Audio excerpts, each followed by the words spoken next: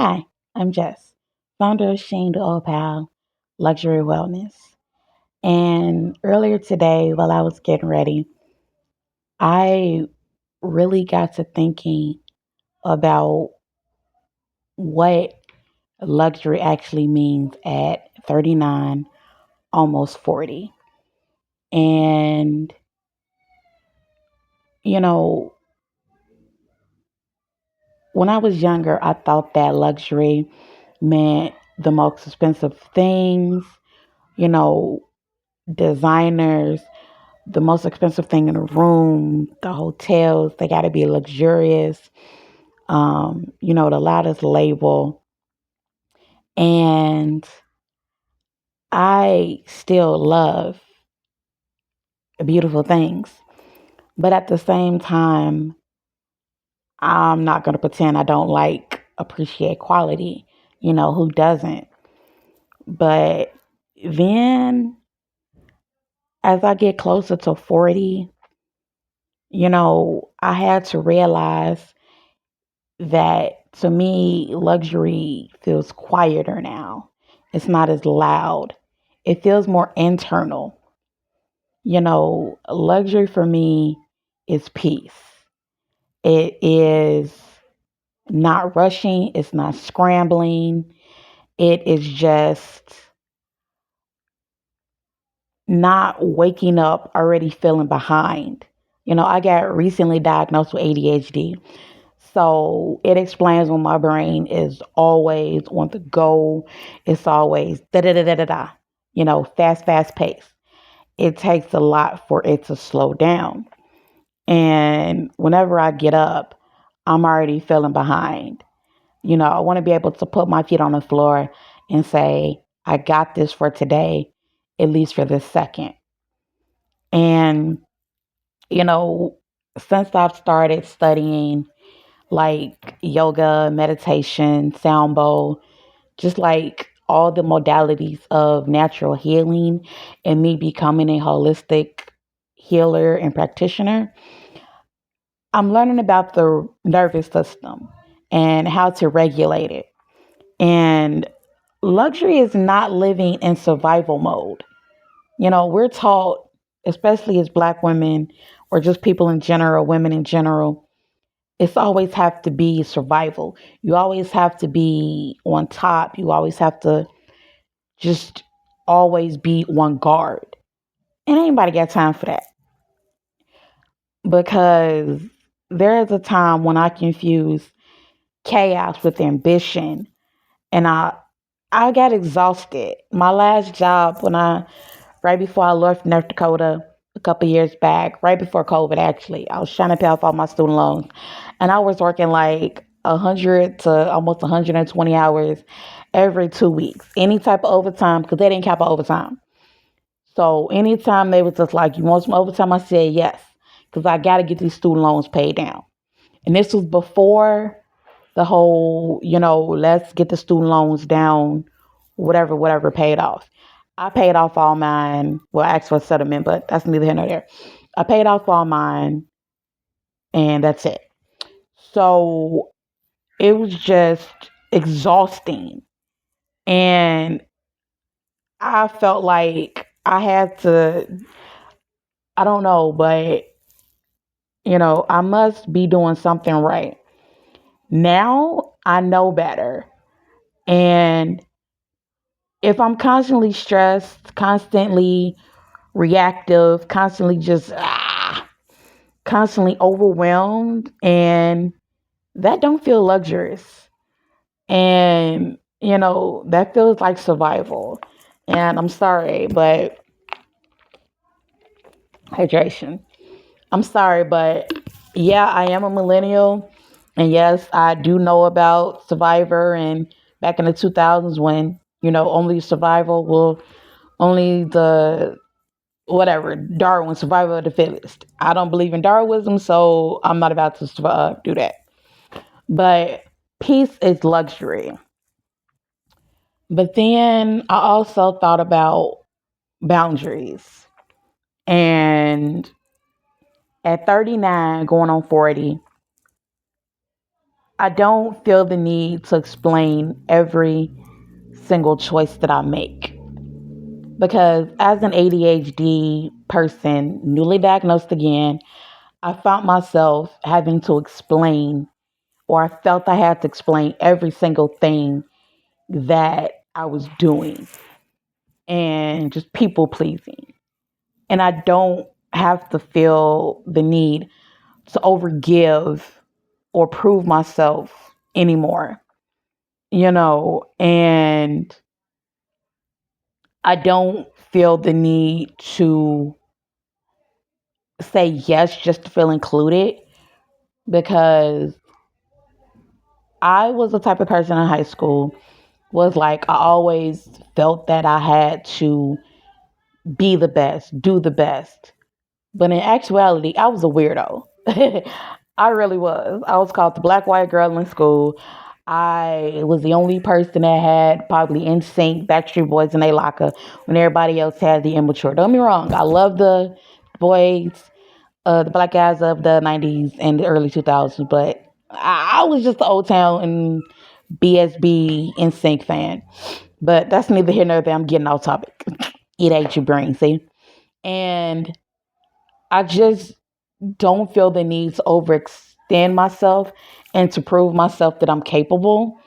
Baby, I went back to school after 11 years and got a master's. And like I said, I'm a nerd. So I was always the one trying to strive for more education. Needless to say, I did not realize the overachieving was for, you know, I didn't realize that overachieving was a part of it. And I'm always striving to do the best, be the best. Hell, I came out at number three at the top of my class in high school, and I still thought it wasn't good enough. Who says that with a 3.6 GPA? But, anyways, luxury also is protecting my energy like it's an asset. You know, I don't feel the need to really, hmm, how can I say it? I don't feel the need to have to say no and feel guilty about it because I was always a yes person. If anybody needed anything, yes. If you needed help on the test, yes. If you needed this, that, whatever, if you need a couple dollars, even if I don't have it, I'll find it to make sure that you got it. And I was always saying yes, yes, yes. Even though I'm dog tired, I still say yes. But now, since luxury to me is protecting my peace, it's like because energy is finite. And also studying in the holistic modalities, we learn that we are energy. Everything is energy. Everything is always going, moving, kinetic energy. And when you don't protect it and you don't have the boundaries, you start to soon to learn that you're drained. You don't have enough time for you. And no, it's not being selfish. It's just not okay to not have yourself with yourself at that time. Because if you keep overextending yourself, what are you going to be able to give to the people that really need you? And also, like, energy is like currency. If you have $0 in the bank and you're already drawn in a negative, how can people keep using it as their automatic spiritual healer? That's not okay. And, you know, luxury is time. It's time to think. It's time to move slowly. It's time to sit in a cafe in Europe and not rush through a meal just to, make something off a list. I've been to Europe 5 times, and yes, I will be headed somewhere for my 40th, but that I'm not telling until I get there. And, I felt like I rushed sometimes while I was over there just to be for the gram and, all of that. I'm learning, no, I'm taking my time now. And, you know, time, just take it slowly. And at the same time, you know, the one thing that I'm learning is that I'm going to admire the European culture when I get over there. The buildings, the castles. I'm a castle girly. I've already seen about three or four over in, Norway, Denmark. I love them. Just amazing. And, you know, it's just let it linger. Just be people watch, be nosy. And, I'm allowing space for conversation, for stillness, and just digesting internally and figuratively. Um, I won't apologize for taking my time anymore. The one thing I have noticed that the Europeans do, they don't apologize about their time. What is it? In Spain, they siesta. They literally take a nap in the middle of the day. They get about 5 to 6 weeks of automatic vacation time. We barely get a week. And, you know, at that pace, that feels luxurious to me. It's not about being lazy, but it's also not about being in a constant hurry. And then here's the big one. Here's the big one. Luxury to me is financial integrity. It's not maxing out your credit cards for aesthetic. It's not about having the latest Prada, Fendi, whatever. It's not about that. Don't get me wrong, I love me a good bag, but at the same time, it's not about that. To me, it's not stressing myself out. Like I said about for the Instagram, don't get me wrong, I love pictures. I'm very photogenic. Hello. Um, it's about it's not about looking like something I can't and that I'm not, but it's actually about learning how to enjoy life, learning how to embrace it. And also, luxury is about planning ahead. It's about being intentional. And luxury is not losing sight of the experience. Instead, stop worrying about the most expensive experiment. Because in 2024, I literally booked a 3-day trip to Budapest at the last minute for less than $1,500. And I had insurance, I had a luxury car to drive me there and back to the hotel. I got Prime Hotel in the middle of, on the Pest side of Budapest, because there's a Buda and then a Pest side. It's weird. I'll go into that later on. But I spent less than 2 grand, and I literally bought the ticket literally the weekend I was leaving. I was like, oh, you know what? I need a vacation. So that's what I did. Um, and that's not to say about bragging, but I'm gonna brag. I'm just that awesome. But anyways, it's just knowing that I didn't need the biggest suites in the building. It's just I needed the experience that aligns with who I am now and how I want to feel. Um, it's also like let that settle for a few seconds.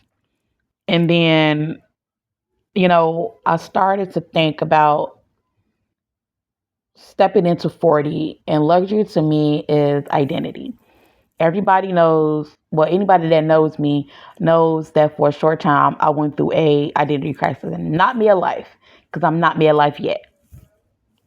Um, I didn't fully understand who I was, but as I started to practice and read into like Eastern philosophy and just study more and more about Zen practices and, you know, just learning to be within yourself.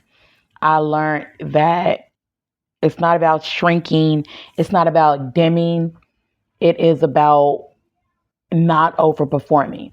It's about being who you are. And if who you are is a lot and too much for some people, go tell them to find less. And it's not, it's also not pretending to struggle for relatability. Struggling is just a part of life. No matter how much money you have, you're going to struggle with something, whether it be mentally, physically, emotionally, spiritually, whatever. You're going to struggle with it. So don't pretend, but at the same time, move with clarity. Move with who you are as a person. And to me, it's about knowing what works for me and what doesn't, and learning to do it unapologetically. Because I have learned that over the years, I apologize for things that I didn't even do or felt the need to apologize, but I didn't have to, because I felt that it was right at that moment. And I'm sorry, even if I hurt somebody's feelings, I don't apologize for it if I felt that way. That sounds really, really mean, but it's just that. Um, you know, it's about honoring who you are without apology, but it's also not taking gruff from other people. Um, so when I think about luxury travel or curated experiences, I'm not talking about it to show off. Not at all. Although I got a right to brag because I'm good at what I do. Um, I'm talking about intentionally having peace, boundaries, time, financial identity, clarity. Um, that's what luxury means to this season. It's less about proving something and it's more about protecting something. And as I approach 40, I've hit those milestones 30, 40, and soon to be 50 and 60, long in the distant future. That definition will still sit with me.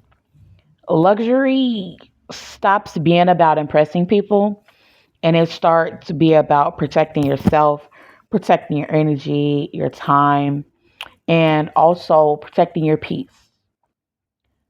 So, as I wrap up this video, I'm curious, what does luxury mean to you now? And has it changed since you've grown? Thank you for joining me this evening. Leave your comments in below.